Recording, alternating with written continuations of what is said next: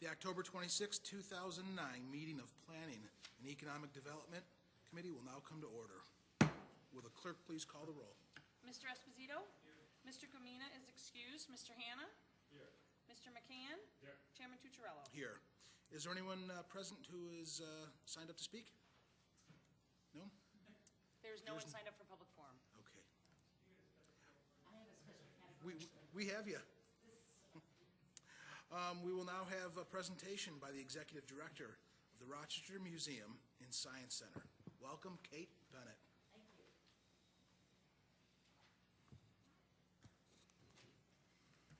you. I'm Kate Bennett. I have the honor of being president of the Rochester Museum and Science Center. I brought visual aids today because I want you all to know what we're working on at the museum.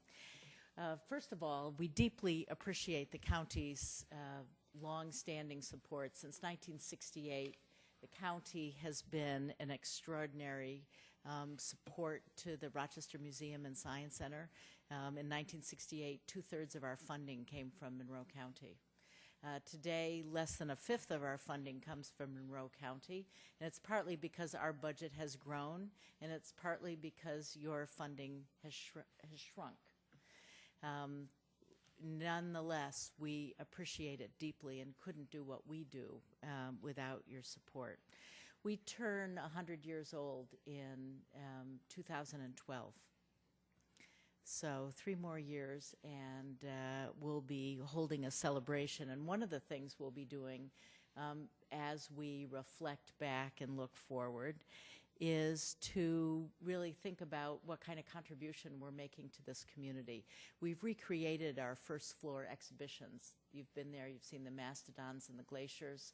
You've seen what we've done to give people a sense of place, of the unique environment and the terrific diversity of our environment that we all call home. We next are turning our attention to our 3rd floor, where we're going to tell the story of Rochester's inventive and entrepreneurial past, with a goal of making sure that every person in Rochester who comes to the museum is stimulated to go on in math and science and to enter the workforce in the high-tech science areas. You know that more than 2 of 5 jobs depend on high-tech backgrounds now. And we really have to get that point across to our kids. Too many kids are going to high school and not taking 4 years of math. Too many kids are going to high school and not taking enough science so that they can go on in college at MCC or wherever, and making sure that they are poised to go forward. So what I want to show you is the timeline I have here of Rochester in Monroe County, going back to the 18th century when we were founded. And as you come forward on this timeline, we actually go forward to 2020, which is when we expect the James Webb Space Telescope to go into space, and it's Rochester know-how that will be there, just like it's been Rochester know-how that's been on all the satellites. So much to be proud of in this region for the inventions and the business development that's gone on here. So exactly what you care about in this committee is what we care about at the Museum and Science Center, and I wanted you to see what we were working on. When visitors come in right now, we're talking to them about what interests you most about the industries here, so that we can make sure we're teaching them how to be entrepreneurs based on whether it's marshmallows they love best, or Jell-O, or many other things that were developed here in Rochester. So just this past month, we inducted James Cunningham into the Business Hall of Fame, the Rochester Business Hall of Fame. If you all know the Cunningham family, they created cars in the 19th century and on into the, carriages in the 19th century, in the 20th century, the Ford Cunningham car. We now have it on display at the museum, and we're proud to have James Cunningham as a Business Hall of Fame member. We also inducted Tom Judson from the Pike Company. We inducted Greg and Ferdinand Smith of J Advertising fame and John Ledestri of food fame. And, they're all cool stories. And, nobody gets into the Business Hall of Fame unless they've got a lot of energy and entrepreneurial savvy and stick-to-it-ness. So we're thrilled. And along with our partners from the Junior Achievement, we're working to stimulate young minds to be entrepreneurs and inventors. So we're going to help solve the problem. Thank you, so many of you who came to our Titanic exhibit. We hope you enjoyed it. We are on track to bring in 500,000 visitors to the museum this year. And the exhibition itself, the Titanic exhibit, has welcomed more than 11,000 people since it opened October 1st, which is a very wonderful number of people. We're bringing 2 fabulous exhibits to the museum next year. One is Be the Dinosaur. I know that some of you can't wait to see what it's like to do dinosaur simulation. You can take on being a brontosaurus and see what you have to feed on before you are eaten by a carnivorous dinosaur. In the fall, though, is something that pairs very well with a project you're working on, your crime lab. We're bringing in an exhibit called CSI, which is straight out of the TV series. And since we know it's causing a lot of people to go on into forensics in college, if you talk to the people at MCC, they say it is the #1 area of study that people really want to go into now. So we're going to have an exhibit that's really going to help people understand how to be good at forensics. So these exhibits have great economic impact in our area. And we're mindful of the roles that we need to play to help parents get over the fact that their kids aren't going to be lawyers, and actually they are going to be successful scientists and engineers, which is good for our economy. So we're working to stimulate broad community interest and understanding of science and tech throughout our community. As you know, arts and cultures is huge economic development for this county. Last year it was $198 million of economic impact. We have people coming in from all over the country who are coming to see this exhibit. The Titanic has not been west of New York City or east of the Mississippi. So we are a place for people to come and really view it. We're now part of the Erie Canal Heritage Trail. We're part of the Underground Railroad Heritage Trail. Both of those stimulate people to come to New York State, come along the trail. It's good for economic development.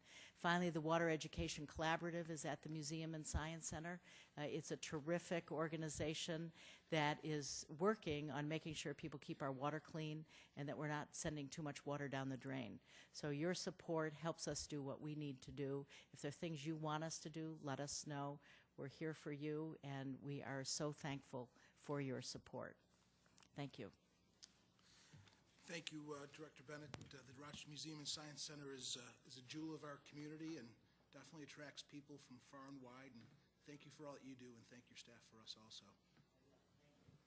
Come visit. I will be back.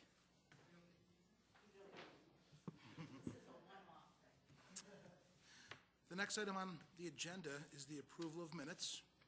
You have the July 27th, 2009 minutes before you. They will stand approved unless the clerk is notified of any changes by the end of the day. The next item on the agenda is new business. Madam Clerk. Referral 090309. Moved by Legislator McCann, seconded by Legislator Hannah. Any discussion? Legislator Esposito. Thank you, Mr. Chairman. Through you, may I ask the administration just for a general description about the application made that was recently approved by the Administrative Board?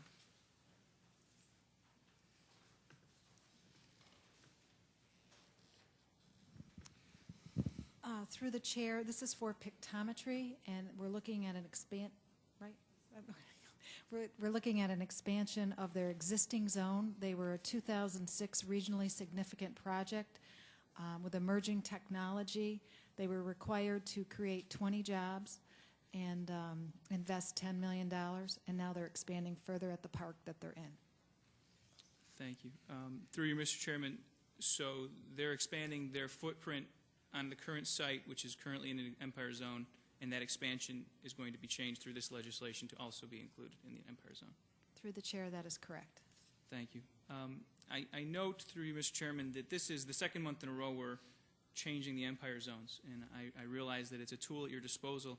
Are you or any of the companies you're working with who are applying for these Empire Zone benefits concerned at all about the uncertain status of the Empire Zone program in general at the state level?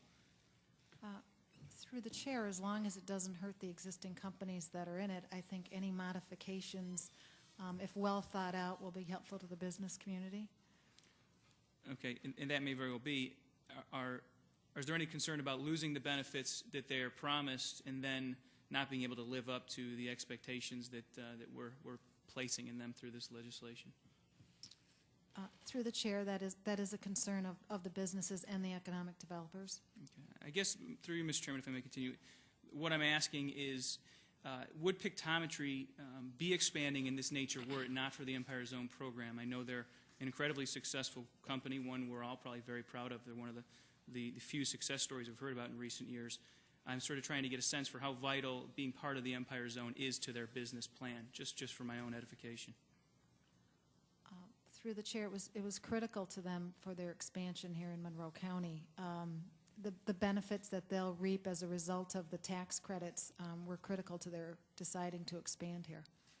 And through you, Mr. Chairman, do we know how many jobs they're expected to create through the expansion or how much they've pledged to create? Through the chair, 50 new jobs. 50 new jobs. Thank you very much. Any other discussion? All those in favor state by saying aye. Aye. Opposed? Item carries. Next item. Referral 090321. Moved by Legislator Hannah, seconded by Legislator McCann. Any discussion? Legislator Esposito. Thank you very much, Mr. Chairman. This seems like a terrific arrangement. I was wondering if you or perhaps someone in attendance at the administration could just give a little description of what the Unified Workforce Development System is. Through the chair, Peter Pecor, who is the executive director, is here, and I think he could answer that question.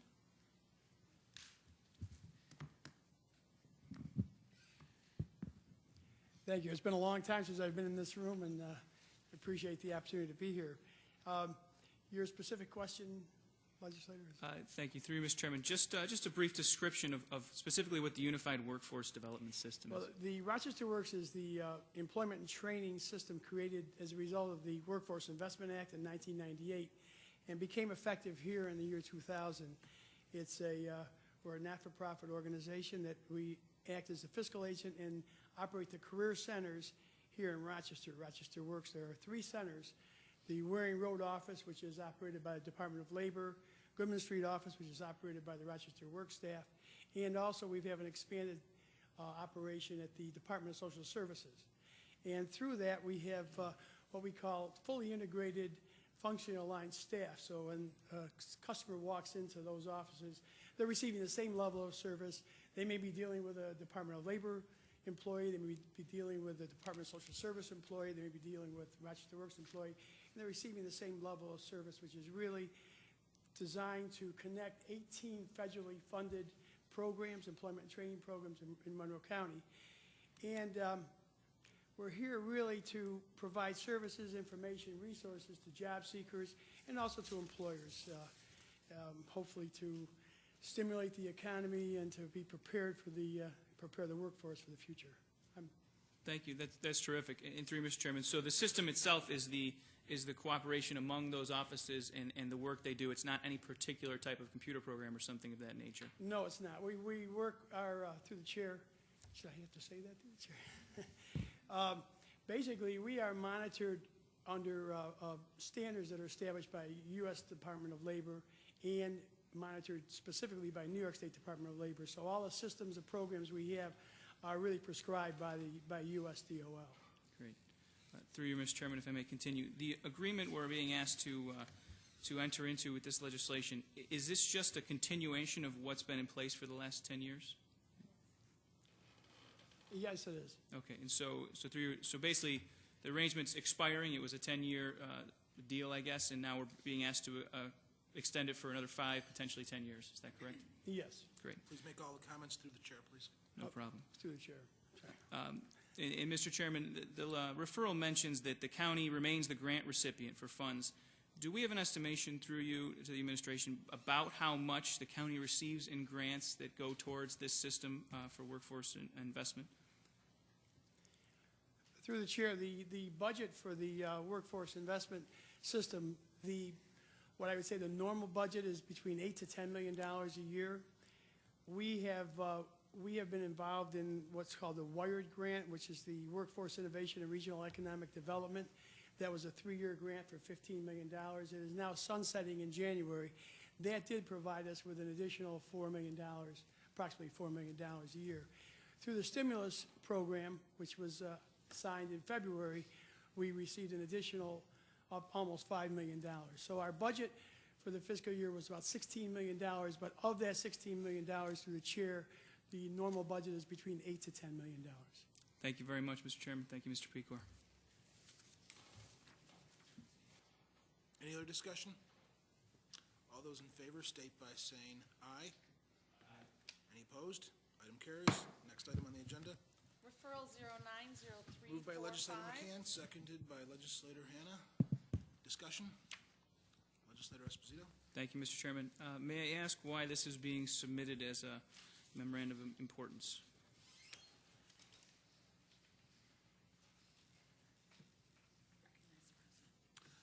President Zaira. Normally, we do this in August, and it's sort of got away with us this year, so we're sort of doing a little bit of catch-up with it. Okay, thank you very much, Mr. President. And through you, Mr. Chairman, can you clarify, this denotes this agency as the official tourism promotion agency for 2009 or for 2010? President Zaira. It sort of straddles across. As it indicates in the referral, one of the things that the designation does is allow them to apply for state grant monies. So the timing is just right. And we'll do it again next year in August. So we're required to do it every year? Yes. Okay. Thank you very much. Thank you, and thank you, President Zaira. Any other discussions? Hearing none, all those in favor state by saying aye. Aye. Opposed? Item carried. Is there any other matters to come before this committee? There being no further business, the October 26th, 2009 meeting of Planning and Economic Development Committee stands adjourned. The next meeting of Planning and Economic Development is scheduled for November 16th, 2009. Thank you all.